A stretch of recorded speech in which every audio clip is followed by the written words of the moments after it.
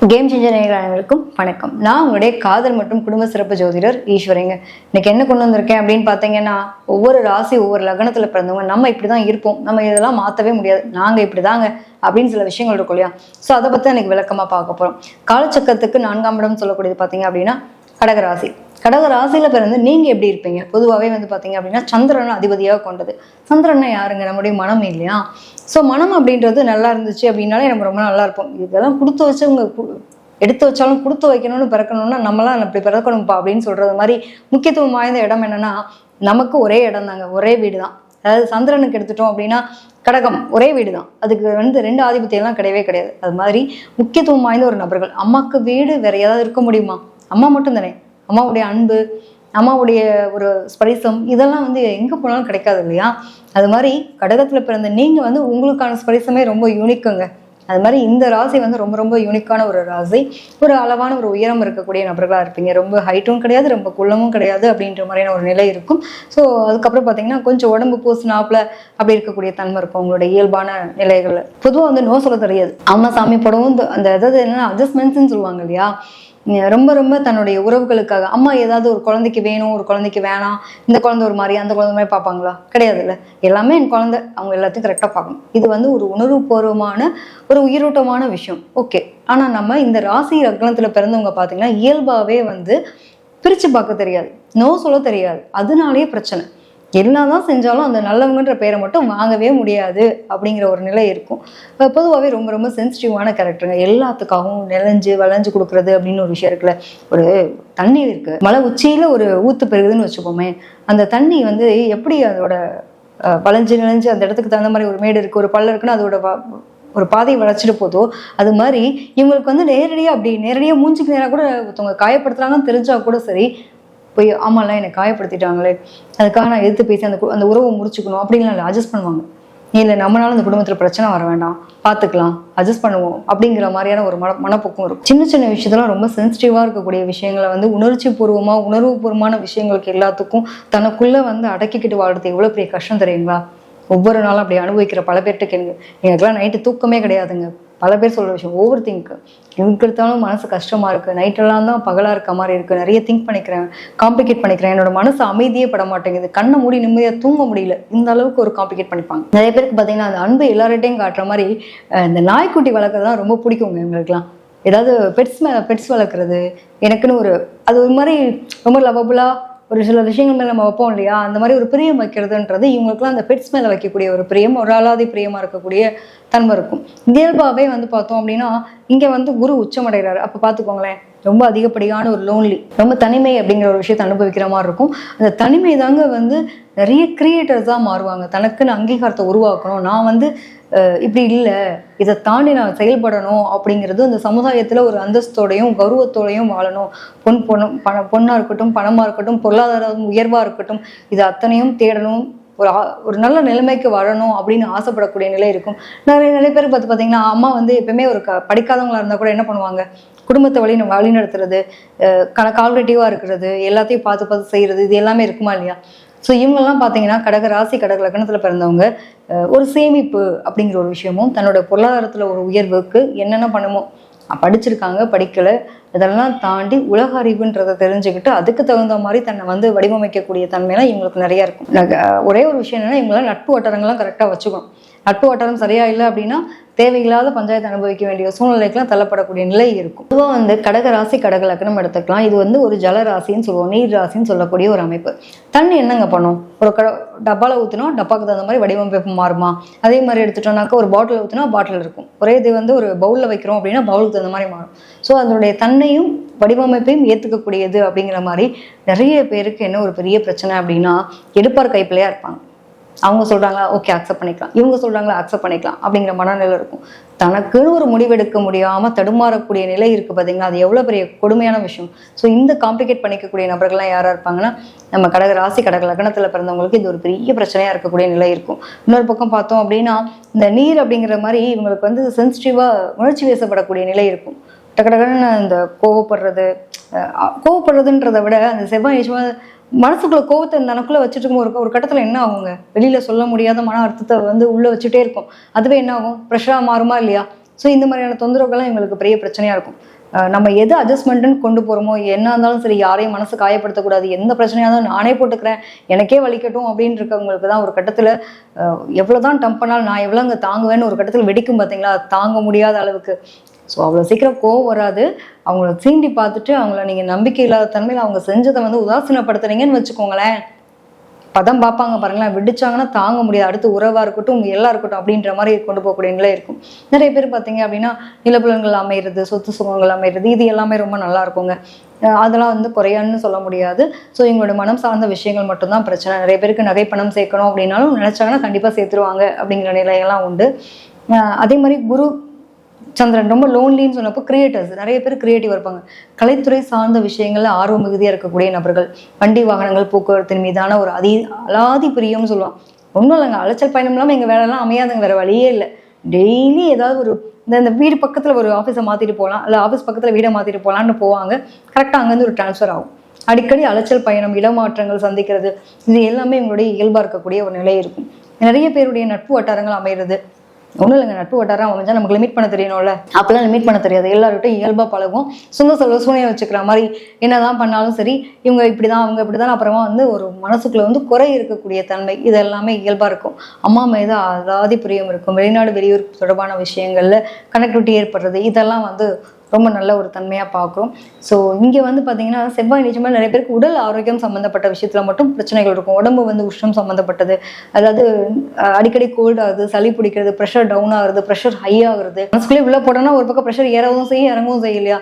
So இந்த மாதிரியான விஷயங்கள், கால்வலி தொந்தரவு இருக்கிறது, இதெல்லாம் இவங்களுக்கு இருக்கக்கூடிய விஷயங்கள். இன்னொன்று சளி தொந்தரவுனால வரக்கூடிய வீசிங் இஷ்யூவாக இருக்கும், மூச்சுத்திணறல் குறைபாடு, இதெல்லாம் இருக்கிறதுக்கான வாய்ப்புகள் இருக்கும். ரொம்ப சென்சிட்டிவான சில விஷயங்கள்ன்றப்போ இந்த ஹெல்த் கான்சியஸ்லாம் மஸ்ட்டு.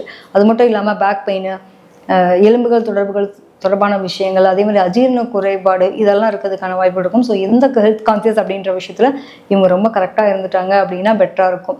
அது மட்டும் இல்லாமல் எப்பவுமே சொத்துக்கள் சார்ந்த விஷயங்கள் இதெல்லாம் நம்ம ரொம்ப நல்லா இருக்கும்னு சொல்லியா, பெரும் பணம் கையில் எப்பவுமே ஒரு காலத்தில் இன்ன வரைக்கும் இல்லைங்க, கண்டிப்பாக வருங்க, கவலையப்படாதீங்க. அதுக்கான தன்மை வரக்கூடிய ஒரு காலகட்டம் அப்படின்றது மாதிரி தான். ஸோ கையில் வந்து ஒரு நல்ல கௌரவமாக இந்த சமுதாயத்தில் ஒரு அந்தஸ்தோடையும் ஒரு பேரோடையும் புகழோடையும் வாழணும் அப்படின்னு நினைக்கிறவங்களா தான் இருப்பீங்க. அதுக்கான வாய்ப்புகளும் காலகட்டம் உங்களுக்கு உருவாக்கும். சில பேருக்கு வந்து தடை தாமதம் ஆனாலுமே அதுக்கான அங்கீகாரத்தை எடுத்துடலாம். மனம்ன்றது மாறிக்கிட்டே இருக்குங்க, தெளிவான ஒரு முடிவு எடுக்கவே முடியாது. இது ஓகேவா? இதுலையும் பார்த்தீங்கன்னா அந்த காதல், குடும்பம் அப்படின்னு ஒரு விஷயம் இருக்குல்ல, ஒரு லவர்ஸாக இருக்கட்டும், ஃபேமிலி லைஃப்பில் போகிறவங்களா இருக்கட்டும், இங்கெல்லாம் வந்து என்னென்னா விட்டு கொடுத்தா ஓவராக விட்டு கொடுக்குறது, கோவப்பட்டாலும் சரி ஓவராக மனசில் வந்து சங்கடத்தை வச்சுக்கிறது, ரெண்டுமே எக்ஸ்ட்ரீமாக இருக்கும். கடக ராசி கடக லக்னத்தில் பிறந்திருக்கீங்க அப்படின்னா நீங்களும் உங்களுடைய ஹெல்த் கான்சியஸ் அப்படின்னு எடுத்துகிட்டு வரும்போது கார்டியாட்டிக்காக இருக்கட்டும், அதே மாதிரி கேஸ் அசிடிட்டின்னு சொல்லுவோம் இல்லையா, இந்த மாதிரி கேஸ்ட்ரிக் ப்ராப்ளமாக இருக்கட்டும், நுரையீரல் சம்மந்தப்பட்ட விஷயங்கள், சுவாச பிரச்சனை, சளி தொந்தரவு, இந்த மாதிரி தொந்தரவுகள் வர்றதுக்கு வாய்ப்பு இருக்குது. ஸோ இந்த மாதிரிலாம் கொஞ்சம் தொந்தரவு இருக்கிற மாதிரி இருக்கும் பட்சத்தில் இமீடியட்டாக டாக்டரை பார்க்குறது ரொம்ப பெட்டரான ஒரு விஷயமா இருக்கும். ஸோ உங்களுடைய ப்ளஸ் மைனஸ் அப்படின்னு எடுத்துட்டாங்கனாக்கா நிறைய விட்டு கொடுக்குறது, இதெல்லாம் வந்து ரொம்ப நல்ல விஷயம் தான். நோ சொல்ல தெரியாது இருக்கு இல்லையா, அதுவே உங்களுடைய மைனஸாகவும் மாறுது. ஸோ இது கரெக்டாக தப்பா, சில நேரங்களில் தப்பான விஷயத்துக்கு தலையாட்ட வேண்டி வந்துடும் இல்லையா, அதை மட்டும் நீங்கள் மாற்றினா உங்களுக்கு போதுமானது. ஸோ நிறைய பேருக்கு பார்த்தீங்க அப்படின்னா அவங்களுடைய தொழில் சார்ந்த விஷயங்கள், கலைத்துறை சார்ந்து நல்லாயிருக்கும், கட்டிடம் சம்மந்தப்பட்ட தொழிலாக இருக்கட்டும், ஏற்றுமதி இறக்குமதி தொழில்கள் நல்லாயிருக்கும், பில்டிங் கன்ஸ்ட்ரக்ஷன்ஸ் இருக்கட்டும், அதே மாதிரி கம்யூனிகேஷன் தொடர்பானது, ஐடி இண்டஸ்ட்ரியாக இருக்கட்டும், இது எல்லாமே ரொம்ப சூப்பராக இருக்கும். சில பேருக்குலாம் பார்த்தீங்க அப்படின்னா விவசாயத்தின் மீதான ஒரு அலாதி பிரியம் இருக்கக்கூடிய நிலை இருக்கும். அதே மாதிரி வண்டி வாகனங்கள் போக்குவரத்து சம்மந்தப்பட்ட துறைகளில் ஈடுபடக்கூடிய நிலை இருக்கும்.